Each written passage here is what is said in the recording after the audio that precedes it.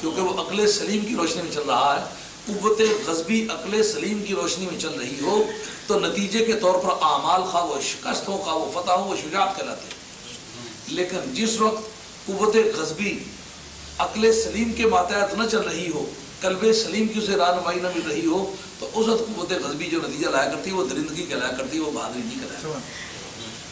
اللہ کریم نے حضرت یوسف علیہ نبینا علیہ السلام کو بتایا، ان کو ذوق سلیم بھی عطا فرمایا اور علم جامع بھی عطا فرمایا. علم پر جو تنوین تعظیم ہے، بڑا علم عطا فرمایا، بڑا عطا فرمایا. یہاں تک ہمارا جو اسلامک لا کا جورسپروڈنس ہے وہ بتاتا ہے کہ یہ صرف یوسف علیہ السلام کا معاملہ ہے، یہ ان کی اسپیشلٹی ہے. ہمارا اسلامک لا کی رولنگ کہتی ہے کہ جس وقت شخص کا نام لے کے کوئی واقعہ بیان کیا جائے تو اس سے شخص، شخصیت اور اس کے متعلقات مراد ہوا کرتے ہیں. اس سے پتہ چلتا ہے کہ شاید صرف یہ یوسف علیہ السلام کا ہی معاملہ ہے کہ جو انہوں نے ایسا کیا تو رب کریم نے ان کو یہ عزت، یہ بزرگی، یہ برتری عطا فرمایا. جو خاتمہ ہے نا وہ دیکھیں پورے جتنا بھی اوپر آیت گزر چکے ہیں سب کے مضمون کو وہ اکٹھا کر لیتا ہے. وَكَذَلِكَ نَجْزِي الْمُحْسِنِينَ، یہ یوسف علیہ السلام کی اسپیشیلٹی نہیں ہے. جو بھی احسان کرے گا یعنی ٹھیک اپنے اعمال کو رضا الہی کے مطابق رکھے گا، اپنی نیت اور سوچ اور فکر کو خدا اور اس کے رسول کے منشا سے ترتیب دے گا، ہر اس آدمی کی یہی ابتدا ہے جو یوسف علیہ السلام. یہ جو خاتمے کا ہے نا تو وَكَذَلِكَ نَجْزِي الْمُحْسِنِينَ، وہ جو ہمارے اسلام کے کی رولنگ ہے کہ شخص کا نام لے کے بات بتائی جائے وہ شخص کے لیے خاص ہوتی ہے، اس کی اسپیشلٹی ہوتی ہے. رب کہتا ہے امت محمدیہ کے غلاموں، سرکار تاجدار مدینہ علیہ السلام کے ریاض بندو، یہ معاملہ یوسف علیہ السلام پر بند نہیں بلکہ وَكَذَلِكَ نَجْزِي الْمُحْسِنِينَ، جو بھی نیک کام کرے گا، جو بھی اچھائی پر چلے گا، جو بھی راست بازی کو اپنا شعار بنا لے گا، ہر اس آدمی کا یہی بدلہ ہے کہ ہم اس سے اس کو عزت و وقار عطا فرمائیں. مگر اس سے نبوت کا دوام نہ مراد لے لینا، کیونکہ نبوت اس وقت بحث میں نہیں آ رہی. نبوت حضور نبی کریم علیہ السلام پر ختم ہو رہی ہے. وہ مرزا قادیانی کی جماعت جو کہتے ہیں وہ کہتے ہیں اسی طریقے سے ہم محسنین پر احسان کرتے ہیں نبوت کہ ہاں نبوت کسبی چیز ہے، جب کوئی زیادہ محنت کرے تو اس کو نبوت معذلہ مل سکتی ہے، لیکن نبوت جو ہے وہ محنت اور کوشش سے ملنے والی چیز نہیں، یہ محض عطیہ الہی.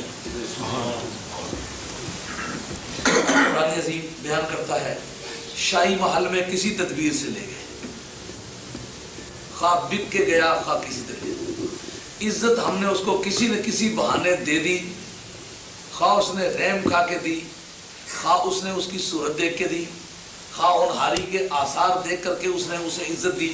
لیکن عزت بھی شاہی محل میں لے جانا ایک عزت، اور اس محل میں لے جانے کے بعد پھر امتیازی خصوصیات کے ساتھ اس کو وہاں رہنے سہنے کی سہولتیں مہیا کرنا، یہ ان کا جو سٹیٹس تھا نا وہ ہم نے مینٹین کر لیا. اب جو ان کی عمر والی کمی تھی وہ پوری کر دی، صحت اور جوانی خوب جب اپنے ٹھاٹھوں پہ آئی اس وقت گئے بھلا بزرگ بود چوں بلا بزرگ بود، نشان در خور شانست جام در خور پر.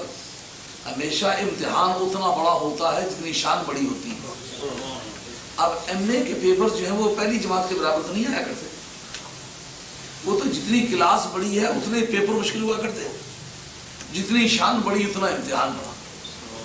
آدم علیہ السلام مسجود ملائکہ تو بنے لیکن شیطان کو ان کے راستے میں کھڑا کر دیا، جبکہ شیطان پہلی سوسائٹی میں تھا لیکن شیطان کو شیطان اور آزمائش کے طور پر فرشتوں کے لیے کھڑا نہیں کیا. کبھی اور کیا کام ہے، شیطان تو پہلے سے تھا نا، اور اس سوسائٹی میں ایسے شرافت سے کوئی وقت گزارتا تھا، کبھی اس قوم کے لیے آزمائش نہیں بنا تھا. مگر جس کو پروردگار عالم نے آدم کہہ کے مسجود ملائک بنایا تھا اس کو اتنی بڑی آزمائش میں ڈالا جس میں جبریل بھی نہیں پڑے تھے. جتنی شان بڑی اتنا امتحان بڑا. ابراہیم علیہ السلام کو خلیل تو بنایا لیکن آگ کے شعلوں پر بھی تو بٹھایا. یہ عادت اللہ ہے، جس کو رب اپنا کہتا ہے اس کو آزماتا ہے. جاتے جاتے پاؤں کو ٹھوکریں لگ جاتے، کہتے ہیں جس دن کی بیعت کی ہے میرے حالات ہی خراب ہو گئے. اندازہ کریں خدا سے تعلق.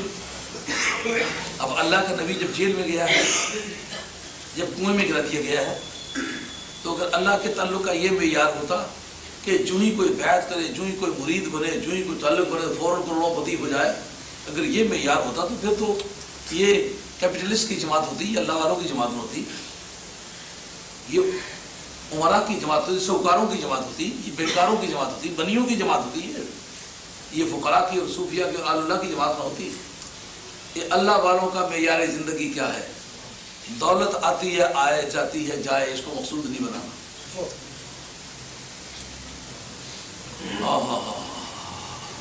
قرآن عظیم کیا حسن سے بیان کرتا ہے۔ ادھر پیچھے کے حالات یہ ہیں کہ جھوٹا موٹا کرتا لے جا کر باپ کو باور کراتے ہیں کہ وہ اس کو بھیڑیے نے کھا لیا ہے، گھر میں وہ بے چینی ہو گئی، اور ادھر جناب لا کے شاہی محلات میں ان کے رکھ کے ان کی عزت آبرو کے سامان مہیا کر دیا۔ حسن جب چوبر پہ پہنچتا ہے تو جس طرح آگ کے شعلے دونوں طرف سے بھڑک رہے ہیں، قرآن عظیم بتاتا ہے شاہی محلات کا سکون اور خاموشی، شاہی محلات کا کھانا پہناوا، شاہی محلات کی جملہ مناسبات، تمام شاہی سہولتیں اب وہ گر چکی، اور یوسف جیسے جوان پر جوانی اور چوبر۔ اس وقت ہوتا کیا ہے، وراودتہ التی هو فی بیتہا عن نفسہ، جتنی شان بڑی تھی اتنا امتحان بڑھا۔ اب اس خاتون نے ڈورے ڈالنے کی شروع کر دیے، ان کا دل لبھانے کی تدابیر شروع کر دی، کہ جس کے گھر میں وہ رہتے تھے۔ قرآن عظیم کی بلاغت میں انتہا ہے، کہتے ہیں جس کے گھر میں رہتے تھے، بھاگنے کا چانس کوئی نہیں تھا۔ اس کی وضاحت کی ضرورت نہیں تھی، مگر قرآن عظیم نے بلاغت کی انتہا کر دی۔ ہوا فی بیتہا، اس نے ان کا دل لبھانے کی کوشش کی جس کے گھر ہی میں رہتے تھے۔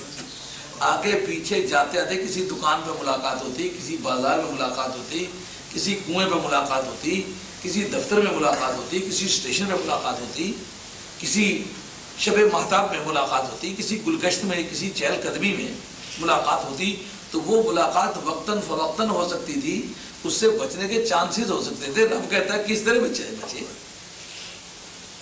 اس نے اس کا دل لبانے کی کوشش شروع کر دی جس کے گھر ہی میں وہ رہتا تھا۔ اب وہ چاہے تو کدھر جائے، نہ صبح کے وقت جان چھوٹتی ہے، نہ شام کے وقت چھوٹتی ہے، نہ رات کے وقت بچ سکتا ہے، نہ دن کے وقت بچ سکتا ہے، صبح و مساء اس سے سابقہ پڑتا ہے، گھر میں جو اسی کے رہتا ہے۔ اور پھر قرآن عظیم نے اس کے گھر کو اس کی طرف منسوخ کر کے، یعنی وہ گھر کی مالکہ ہے، اگر گھر اس کا ہوتا تو یہ اس کو نکال دیتا نا۔ اب ایسے گھر میں رہتا ہے، نہ نکلنے پر قادر ہے، نہ نکالنے پر قادر ہے۔ نہ یہ کہہ سکتا ہے کہ تم نکل جاؤ اس مکان سے، نہ یہ کہتا ہے کہ اگر تم مجھے تنگ کر دو تو میں اس مکان سے نکل جاؤں گا۔ یعنی قانون ملک سول لاء کے مطابق نہ وہ گھر سے نکلنے کی قوت میں ہے، نہ گھر سے نکالنے کی قوت میں ہے، اور رہتا ایسے سٹیٹس کے ساتھ ہے کہ نہ بچنے کی قوت میں ہے۔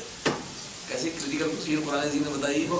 نقشہ موقع واردات پڑھیں کہ شاہی محلات کی خاموشی، اور حضرت یوسف علیہ السلام کے لیے رہنے سہنے کی اعلیٰ مناسبت، یعنی ان کی جوانی، جوبن، حسن کی پرورش کے لیے جو کچھ چاہیے تھا اللہ تعالیٰ نے شاہی محلات میں رکھ کے اعلیٰ سہولتیں ملی۔ تو جتنی جوانی تند و تیز تھی اتنے سامان بھی تند و تیز تھے۔ جب بالکل وہ کلائمیکس پر حسن پہنچا نا تو اس پر ڈاکہ ڈالنے کے لیے وہ آ گئی کہ جس سے بچنے کے چانسز ہیں۔ قرآن کہتا ہے وہ اس کے گھر میں رہتا تھا۔ اب قرآن عظیم اس حلقے کو اور تنگ کرتا ہے، کہتا ہے وَغَلَّقَتِ الْأَبْوَابِ، نہ صرف گھر میں رہتا تھا، ابواب کا لفظ بتاتا ہے کہ ایک سے دو سے زیادہ تھے، اور محسنین کے قول کے مطابق وہ 7 دروازے تھے، یعنی 7 کمرے یکے بعد دیگرے تھے خلوت خاص کے لیے۔ ان 7 کمروں میں حضرت یوسف علیہ السلام کو کسی بہانے سے لے جا کے ایک دروازہ بند، تالا لگا ہے، چابیاں احتیاطاً جیب میں ڈال دی۔ قرآن عظیم دروازوں کو مغلق کرنے کے بارے میں نسبت کی ہے فعل کی جناب زلیخا کی طرف۔ تو جناب زلیخا نے ان 7 دروازوں کو بند کیا۔ اب نقشہ موقع واردات کتنا کلوز ہو رہا ہے، یعنی وہ حسن جو تندی و تیزی پر ہے، جس کے حسن پر نسبت نہار کا وقت ہے، پورے جوبن پر ہے، عمر بھی خوب جوبن پر ہے، حالات بھی جوبن پر ہیں۔ اب جتنے بھی موانع تھے، اول تو شاہی محل میں کسی نے آنا نہیں، اور آنا جن کے لیے ممکن ہے وہ خود وہ کام کر رہے ہیں، اور پھر اگر آئے بھی تو 7 دروازے ہیں، کھولتے کھولتے بھی وقت لگے، اور کھولے بھی کوئی کیوں، چابی اور کے پاس تو کھولے کوئی کس طرح۔ تو 7 کمروں میں جب بند کر لیا، اب ایک تالا رہ گیا تھا زبان پر، کیونکہ پہلے دل لبھانے کی باتیں تھی، صراحت نہیں تھی. اب وہ کہتے قالت ہے تلک. اس پر متعدد مذاہب ہیں ناویوں کے. حاصل معنی ہے جلدی کیجئے، آ جائیے، آ بھی جائیے. یعنی اصرار کی قسم کا کلمہ ہے، ضد کی قسم کا کلمہ ہے. یعنی اب کوئی امر مانے نہ صحت کے لحاظ سے، نہ عمر کے لحاظ سے، نہ وقت کے لحاظ سے، نہ ماحول کے لحاظ سے، نہ کسی تقاضے کے لحاظ سے. اب دیکھیں چوٹی پہ حالات پہنچائے. قرآن عظیم اس پر بیان کرتا ہے کہ ایک اللہ والے کی زبان ایسے مناسب موقع پہ کس طرح چلی. قال معاذ اللہ. یہ وقت ہے اللہ کے بندے کے مقام بندگی کے ابھرنے کا کہ بندہ خدا نازک سے نازک وقت میں بھی اپنے خدا کے ساتھ تعلق کو کبھی نہیں توڑتا. یہ اللہ کے تعلق کی قیمت ہے. کیا وہ دلچسپی رہ گئی تھی، کیا وہ اٹریکشن رہ گئی تھی جو انسان کا دل ٹھگنے کے لیے ہوتی ہے، وہ عمل میں نہیں رہ گئی. یقیناً جملہ لوازمات جو کسی کا دل ٹھگنے کے لیے ہوتے ہیں وہ سارے استعمال کر لیے گئے، لیکن عین جس وقت معصیت نے چاروں طرف سے گھیر لیا ہے، اللہ کا نبی اسے بھی اپنے دامن کو بچا کے کہتا ہے قال معاذ اللہ. اس پر میرے اور آپ کے لیے نصیحت ہے، ہم سمجھیں اس بات کو کہ یہ ایک اللہ کے پیارے نبی کی یہ شان ہے. مگر یہ بات کہ اولیاء اللہ، اہل اللہ، انبیاء علیہ السلام کے مظہر ہوتے تو باعتبار معجزے کے تو یہ شان انبیاء کی ہو سکتی ہے، لیکن بطور کرامت کے انبیاء کے متبعین کی بھی یہ شان ان کے وسیلے سے ہوا کرتی ہے. یہ کمالات نبوت میں سے ہیں. نبوت ختم ہو گئی ہے لیکن فیضان کمالات نبوت قیامت تک جاری رہے گا. انہ ربی، اس کے دو معنی. ایک تو یہ معنی ہے کہ میرا اللہ مجھے بچائے کیونکہ وہ میرا پالنہار ہے، اس نے مجھے پالا ہے. تو جس نے یہ انتظامات کیے ہیں کہ کنویں سے نکال کے مجھے یہاں شاہی محلات میں لے آیا ہے، میں آج یہاں شاہی محلات میں پہنچنے کے بعد اس کے قانون سے بغاوت کروں. انہ ربی، وہ میرا پالنہار ہے، اس نے میرے رہنے سہنے کا بہترین بندوبست کیا. یعنی ذات رب العالمین نے میرا بہترین بندوبست کیا ہے. تو اس وقت کوئی معصیت کی قسم کا کام اس خدا کی نعمتوں کی ناشکری ہے اور کفران نعمت، زوال نعمت کا ذریعہ ہوگا. اللہ تعالیٰ کی نعمتوں کا غلط استعمال ایک دن آدمی کو لے ڈوبتا ہے. آخری بات خیال سے جو سبق ملا وہ سمجھ میں آیا. اللہ کا نبی اس موڑ سے بڑھتے ہوئے بتاتا ہے کہ یہ وقت ہے جس میں آدمی دھوکہ کھاتا ہے اور زوال نعمت پیش آتا ہے. اب وہ نعمتوں کے بھی ایسے موڑ پر پہنچ گئے کہ اگر کہے پہ چلتے ہیں، اگر بات مانتے ہیں تو نعمتیں باقی رہتی ہیں، اور اگر بات نہیں مانتے تو نعمتیں باقی نہیں رہتی. لیکن اس منزل پر قرآن عظیم نے یہ منظر دکھایا ہے کہ بظاہر تو نعمتوں کے ضائع ہونے کا وقت ہے، لیکن اصل میں وہ نعمتوں کے پرماننٹ ہونے کا وقت ہے. اگر اس وقت نعمتوں کا صحیح استعمال کرے تو اس کے بعد زوال نعمت ہوگا ہی نہیں. مگر اس جگہ کوئی دھوکہ کھا جائے تو پھر اس کو کمال نعمت کبھی زندہ رہ ہی نہیں سکتا. دوسرے معنی یہ ہیں کہ انہو، اس سے مراد عزیز مصر ہے کہ بے شک وہ عزیز مصر جو ہے وہ میرا پالنہار ہے، اسے مجھے پیٹرونائز کیا ہے، وہ میرا پالنے والا ہے. تو جس شخص نے میری پرورش کی ہے، اکثر مسواش، میرے رہنے سہنے کے اعلیٰ اور بہترین انتظامات کیے ہیں، میں اس کی عزت میں خیانت کروں؟ جو بدیانتی اور دھوکے کی بنیاد پر اپنی زندگی کی گاڑی چلاتا ہے، دیر یا سویر سے ہلاکت خیز کے اس قسم کے اسے ایکسیڈنٹ ہوتے ہیں. وہ ایسے ہلاکت خیز معاملوں میں الجھتا ہے کہ کچھ اس کے پلے باقی نہیں رہتا. آگے رولنگ کے طور پر قرآن عظیم نے بیان کیا کہ یوسف علیہ السلام کی زبان کے کلمات تھے، یا یہ جو طوا ہے نا، یہ بیچ میں مسواج کے بعد طوا پڑا ہوا، یہ ایک لطیف قسم کی پنکچویشن ہے. یہ اشارہ کر رہی ہے یہ یوسف علیہ السلام کا قول نہیں ہے، یہ قول باری تعالیٰ ہے کہ انہو لا یفلح الظالمون.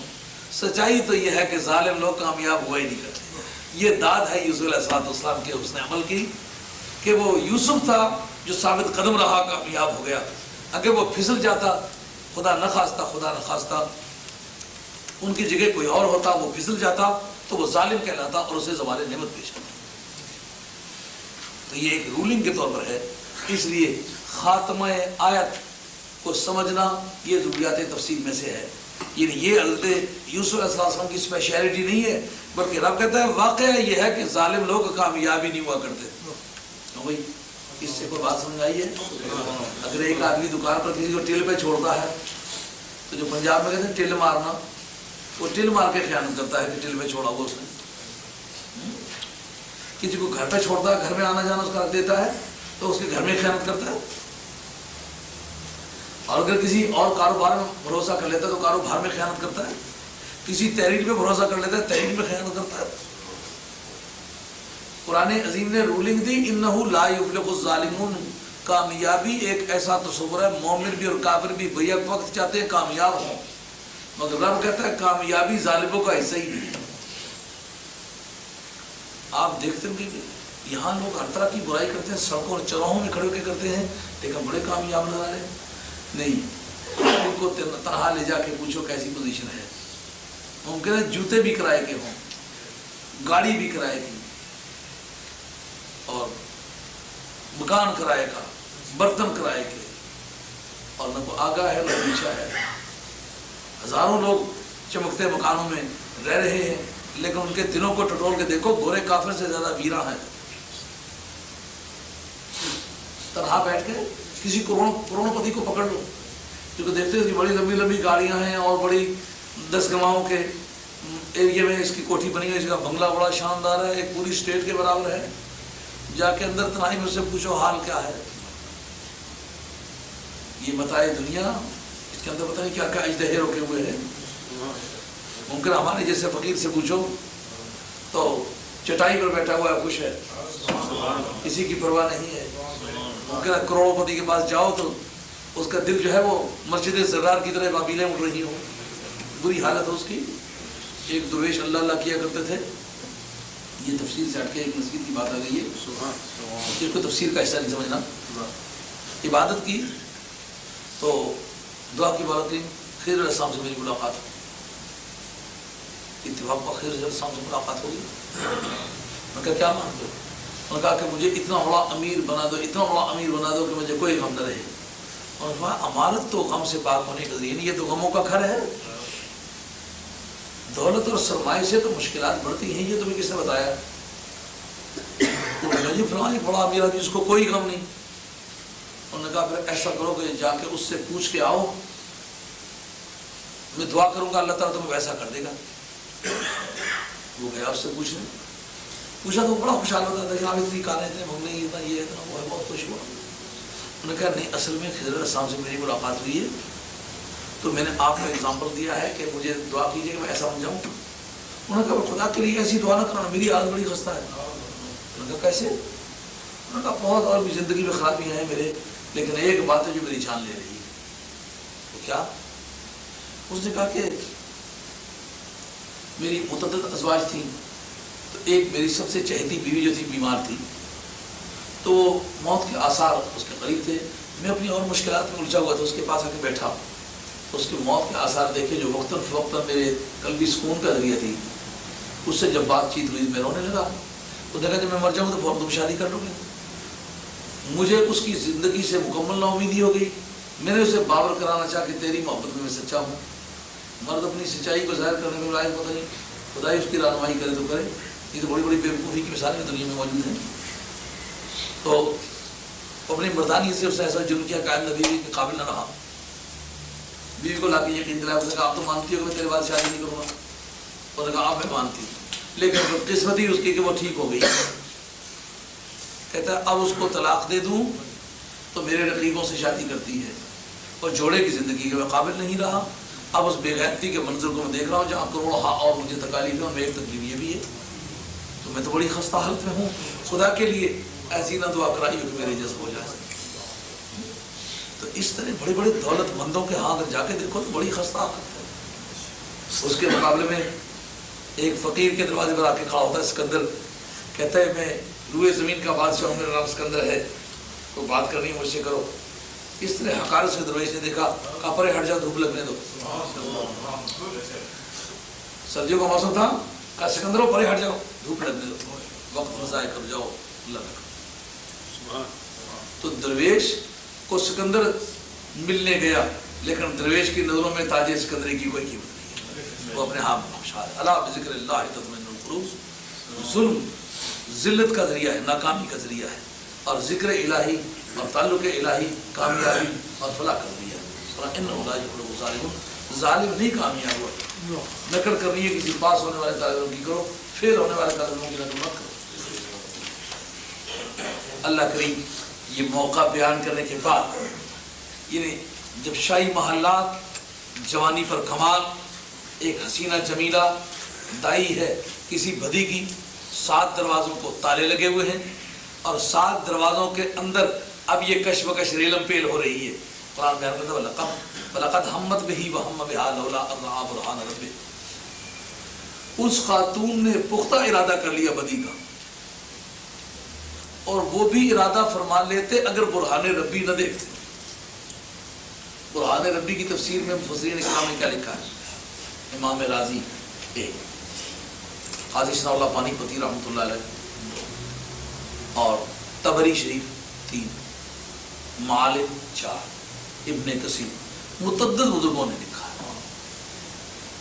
और भी अक़वाल लिखे, लेकिन एक कौल ये भी लिखा है कि 7वीं कोठरी में बंद होके जब बदी के इरादे से जनाब यूसुफ अलैहिस्सलाम से खातून उलझती है, वो जान बचाते हैं और बचने की कोशिश करते हैं। इसी कश्मकश में है, अचानक एक कोने से एक शख्सियत नमूना 7वीं कोठरी में। वो कौन थे? वो ज़ाते पाक जिनका नाम याकूब था अलैहिस्सलातु वस्सलाम। दस्ते पीर अज़ गायबा को तानेस्त, दस्ते वजूद कब्ज़े अल्लाह नेस्त। और अपनी उंगली दांतों तरह दबा के कहते हैं, या यूसुफ हो अंत मिनल अंबिया ला तफ़अल फ़िअल जो अलाए। तू अंबिया अलैहिस्सलाम की जमात में से एक शख्स है, ये जाहिलों वाला काम मत कीजो। बस जो ही वो पहुंचने वाला कोई पहुंचा, उस वक्त उनका रिश्ता मोहब्बत तो जरूर जनाब याकूब अलैहिस्सलाम के साथ छेड़छाड़ कर रहा होगा। क्या है जनाब याकूब, कुएं में गिरते वक्त आपका खामोश रहना उसकी एक जस्टिफिकेशन थी, तो उससे उस वक्त मेरी जान पर हमला हो रहा था, लेकिन आज 7वीं कोठरी में पहुंचने में देर करना इसका कोई जवाब नहीं, इसलिए कि मेरे ईमान पे हमला हो रहा है। मर्दानू कोई याद करेंदा औके सौके वेले, मर्द बिगारे कदी ना हारे बांगण शेर में। हाय हाय हाय हाय, वो बुरहान रब्बी याकूब अलैहिस्सलाम का वजूद अल्लाह की बुरहान, अल्लाह की निफ़ादें जो बुरहान रब्बी देख ली तो कज़ालिका लिनस्रिफ़ अन्हु सुआ वल फ़हशा, इस तरीके से हमने किया ताकि बुराई और बेहयाई से उसको मोड़ ले। मालूम मुश्किल बावण वाला आपे आपे है हाल करदा, आशिक नू लारो परमदा मेल सजन वल करदा। तौफीक इलाही के बगैर किसी शख्स की हदायत ये किसी का कमाल नहीं, खुदा की अता है। किसी का गुनाह से बच सकना ये किसी की जुर्रत और किसी का जलाल नहीं, अल्लाह की अता है, अल्लाह की इनायत है। अब जनाब यूसुफ अलैहिस्सलाम के बारे में जिसबिस होने लगी और मुख्तलिफ तबकों में मुख्तलिफ बहसें होने लगी। और जी वक़्फ़ तो हम्मा बिहा पर बनता है तो जीम है, मुझे मालूम होता है वो अलग जुमला है, ये अलग जुमला है। नहीं नहीं, कुरान अज़ीम अगले जुमले में ये वाज़े कर रहा है कज़ालिका लिनस्रिफ़ अन्हु सुआ वल फ़हशा, इस तरीके से हमने इसलिए किया ताकि बुराई और बेहयाई से बचाएं। मालूम हुआ वो एक जुमला तस्लीम होता है, हम बिहा लौला अन रअा बुरहान रब्बिह, यानी ये हम्मा बिहा का जज़ा मुक़द्दम है और लौला अन रअा बुरहान रब्बिह ये शर्त मौखर है। अगर बुरहान रब्बी न होती तो वो उसका इरादा कर लेते, ये जज़ा मुक़द्दम है। नावियों के नज़दीक शर्त व जज़ा की तरकीब है। नावियों का एक मसलक है कि लो जो है ये शर्तिया होकर कमज़ोर होता है, इसकी जज़ा मुक़द्दम नहीं आनी चाहिए, मगर ये मज़हब कमज़ोर है। इस मुतअद्दिद मिसालें नावियों ने दी हैं कि जज़ा लोला की मुक़द्दम आ सकती है। مگر آگے قرینہ دلالت کر رہا ہے کہ وہ واقع و جزائے مقدم ہے. کیا قرآن کہتا ہے وَكَذَلِكَ نَصْرِفُ عَنْهُ السُّوءَ وَالْفَحْشَاءَ. جن لوگوں نے جناب یوسف علیہ السلام کے بارے میں کوئی کھٹکا محسوس کیا ہے، قرآن کی روانی کو نہیں سمجھ سکے. قرآن کہتا ہے اس طریقے سے ہم نے اس لیے کیا ہے تاکہ اس کو برائی اور بے حیائی سے محفوظ رکھیں. اگر انہوں نے اس کو پختہ ارادہ کر لیا ہوتا تو پھر محفوظ تو نہ رہے ہوتے. ہم نے اس لیے کیا ہے تاکہ برائی اور بے حیائی سے اسے محفوظ. اس کی مزید وضاحت اللہ کریم فرماتے ہیں انہو من عبادنا المخلصین، وہ ہمارے مخلص بندوں میں سے. کیا ہے یہ بات؟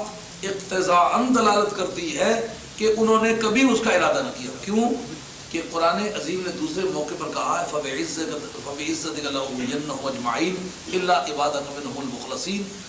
شیطان اللہ کے کورٹ میں کھڑے ہو کے کہتا ہے کہ اے مالک الملک، میں تمام بندوں کے بارے میں تیری قسم کھا کے کہتا ہوں سب کو گمراہ کروں گا مگر تیرے مخلص بندے مجھ سے گمراہ نہ ہو سکے. تو جن کو مخلص مانا گیا ان کے بارے میں شیطان پہلے ہتھیار ڈال گیا کہ میں ان کو بگاڑ نہیں سکتا، میں ان کو غلط راستے پر نہیں چلا سکتا. رب کہتا ہے یہ میرے مخلص بندوں میں سے. دونوں آیتوں کو اکٹھا کرو. شیطان کا یہ اناؤنسمنٹ کہ میں مخلص بندوں کو گمراہ نہیں کر سکتا، رب کہتا ہے یہ میرا مخلص بندہ. حاصل مانا یہ ہے کہ اس نے کوئی گناہ نہیں. اب کشمکش شروع ہو گئی، وہ پکڑتی، یہ دست بدست دستی جنگ شروع ہو گئی. دوڑے جناب یوسف علیہ السلام دروازے کی طرف کہ مولا کریم دوڑ لگانا تو میرا کام ہے، اب دروازہ کھول دینا یہ تیرا کام ہے. اب جس دروازے کو ہاتھ رکھتے دروازہ کھلا ہوا، ہاتھ لگتا جاتا ہے، نبی اللہ کے ہاتھ کی تاثیر سے تالے کھل جاتے ہیں. دستے اورا حق چو دستے خیش خام تا ید اللہ فوق ایدی. اللہ نے اپنے بندگان خاص کے ہاتھ کو اپنا ہاتھ کہا، تو خدا کے ہاتھ کے سامنے تالے کی کیا کی؟ ایک تالا کھل گیا، دوسرا کھل گیا، تیسرا کھل گیا، چوتھا، پانچواں، چھٹا، ساتواں. جب کھول کے باہر نکلا اجمی تو قرآن عظیم کہتا ہے واستبق الباب، دروازے کی طرف دوڑے. وقدت قمیصہ من دبر، اور وہ عورت کی پیچھے سے پکڑ رہی ہے کہ کسی نے روکوں سے، تو پیچھے سے کرتے کا دامن پھاڑ دیا. کرتے کا دامن پھٹا ہوا باہر جاتے ہیں. قرآن عظیم نقشہ موقع واردات کو کتنی خوبصورتی سے بیان کرتا ہے. وَأَلْفَ يَا سَيِّدَهَا لَدَى الْبَابِ، ان دونوں نے اس کے سردار کو، یعنی خامد کو، میاں کو، جس کو سائیں کہتے ہو پنجابی میں، اس کے سائیں کو، مالک کو، سردار کو دروازے کے پاس پایا. یعنی جو ہی دروازہ کھلا تو دیکھا سیدھے مصر سامنے کھڑا ہے. اب جناب جذبات کی تازگی چہروں پر موجود ہے.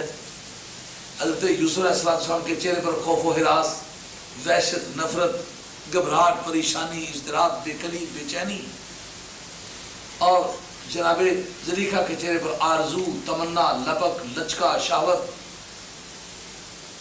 یہ آثار موجود ہے. اب ان امپریشنز کو کون چھپائے؟ لیکن دیکھیے قرآن بیان کرتا ہے کہ الفیا سیدہا لدى الباب، دروازے کے پاس اس کے سید کو، یعنی جناب زلیخا کے سید کو ان دونوں نے پایا، یہ مل گیا. تو اب بجائے اس کے کہ وہ نادم ہوتی، قالت، ماحول اس طرح کا لگتا ہے جیسے انگلینڈ کا ماحول ہے.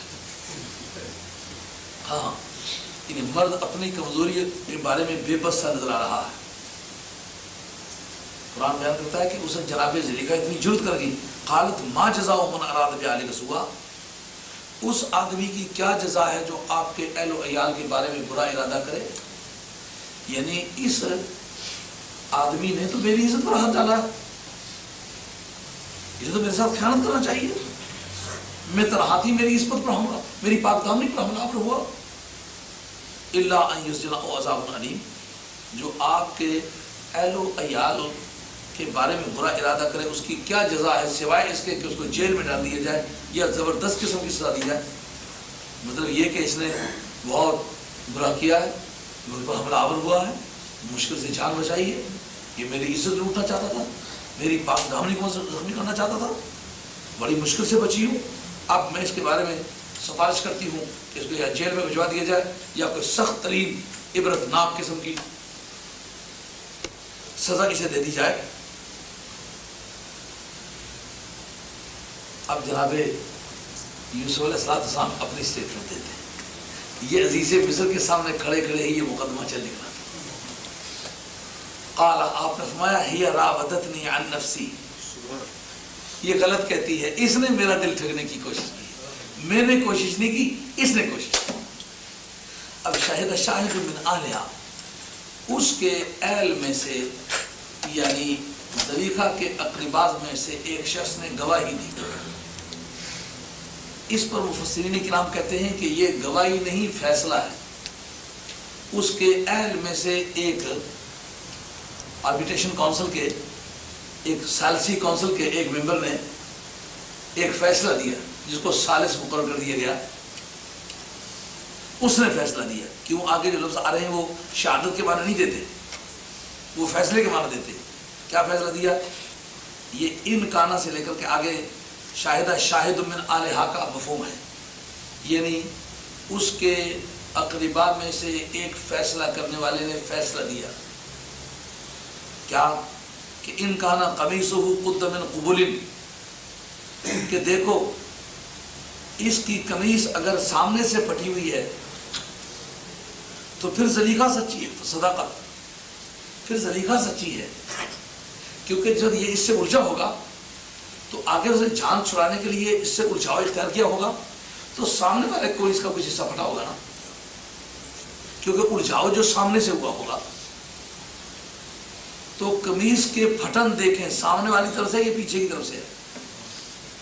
اگر سامنے والی طرف سے ہے تو پھر تو فصدقت، یہ سچی ہے، وہو من الکاذبین، پھر یوسف یہ کہنے میں کہ اس نے میرا دل ٹھگا ہے، ٹھگنے کی کوشش کی ہے، پھر یوسف جھوٹا ہے، معاذ اللہ، یہ سچی ہے اگر کبھی سامنے سے پھٹی ہوئی ہے، کیونکہ یہ سٹیٹمنٹ نہیں، یہ رولنگ ہے، یہ ڈیسیجن ہے، یہ لا بتا رہے ہیں کہ یہ قانون ہے۔ تو شہادت تو کہ ایسا ہوا یا نہیں ہوا، ہوا یا نہیں ہوا کے بارے میں وہ نہیں کہتے کہ یہ سچ کہتا ہے، یہ جھوٹ کہتا ہے، وہ کہتے ہیں کہ اگر فیکٹس فگرز اس طرح کے ہیں تو اس کا نتیجہ یہ ہے، اگر facts figures pros and cons اس طرح کے ہیں تو پھر ڈیسیجن یہ ہے۔ تو یہ ڈیسیجن کی قسم کی چیز ہے۔ اور وہ کون تھا؟ یہ عزیز مصر وقتاً فوقتاً اپنی مہمات میں اس آدمی سے مشورہ کیا کرتا تھا، نہایت ذہین آدمی تھا، لیکن تھا وہ زلیخا کے ہم اقربا میں سے۔ تو اب ایک ایسی شہادت جو کسی طرح بھی جناب یوسف علیہ السلام کے بارے میں انٹرسٹڈ ایویڈنس نہیں بن سکتی، ایک غیر جانبدار شہادت، بلکہ جو مدعیہ ہے اس کی طرف سے گزرنے والی شہادت اس کے خلاف گزر رہی ہے، تو یہ فیصلے کو حاصل کرنے میں عدالتی نقطہ نگاہ سے نہایت مضبوط شہادت ہے۔ یا تو وہ شخص تھا، یا ایک روایت یہ ملتی ہے کہ ایک نابالغ بچہ تھا جو گہوارے میں تھا، وہ شہادت دیتا ہے کہ آپ دیکھیں کہ قمیص کس طرف سے پھٹی ہوئی ہے، اگر سامنے سے قمیص پھٹی ہوئی ہے زلیخا سچی ہے اور یہ جھوٹا ہے، اور اگر قمیص پیچھے کی طرف سے پھٹی ہوئی ہے تو ظاہر ہے کہ اس نے جھگڑا پیچھے کی طرف سے تو نہیں کیا ہوگا نا، پھر یہ بھاگ رہا ہوگا، زلیخا اسے پکڑ رہی ہوگی۔ قمیص کا پیچھے سے پھٹنا یہ زلیخا کی رغبت اور اس کی بے رغبتی کی دلیل ہے۔ واقعی پھر یہ کہنے میں سچا ہے کہ اس نے دل ٹھگنے کی کوشش کی ہے، میں اس کے بارے میں کوئی ارادہ نہیں کرتا۔ یہ بھی بات گزری، وہ انکان، یہ اسی کے ساتھ یہ رولنگ تعلق رکھتی ہے، انکانا قمیصہ سے لے کر کے یہ آگے عبارت اسی سے تعلق رکھتی ہے، وہ انکانا قمیصہ قد من دبر فکذب وهو من الصادقین، اور اگر اس کی قمیص پیچھے کی طرف سے پھٹی ہوئی ہے تو یہ جھوٹی ہے اور وہ سچوں میں سے۔